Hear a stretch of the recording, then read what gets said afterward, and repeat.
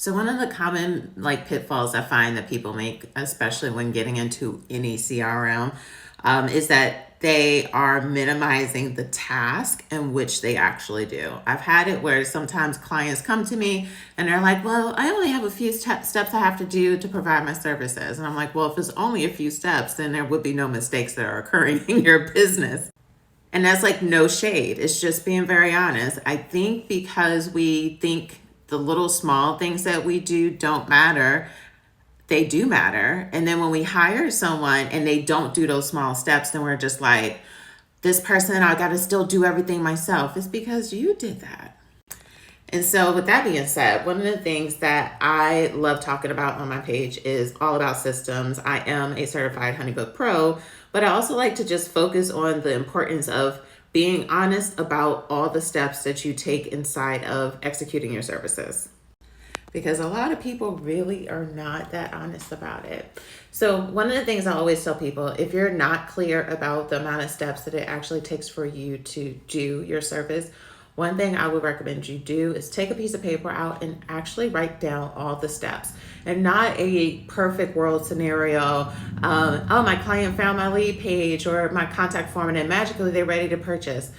That's not always everyone's process, especially for those of you that are in the event industry. I find that it's really important to understand that depending on the type of service you provide, your client may just be shopping around, and that's okay. That's why it's important to have a lead form so that you're capturing information. And then you want to make sure that in your automation, you have touch points that are reminding people or giving tips to try to get them to schedule a consultation after they have an idea of what your price points are, because you can't be on the phone with everyone. However, qualified individuals you should be on the phone with. And if you're not quite sure exactly what your workflow should be, I do offer audits, especially for those of you that are Honeybook users, where you may only be using one part of the actual platform when there's a ton of features that can really help you with saving time and not feeling so overwhelmed. If that is you, we should schedule a time to talk so that I can support you and help you with fleshing out what is your real automation that you should be doing inside of your company, and what are some touch points or some ways that you can save time by using templates to help with the process.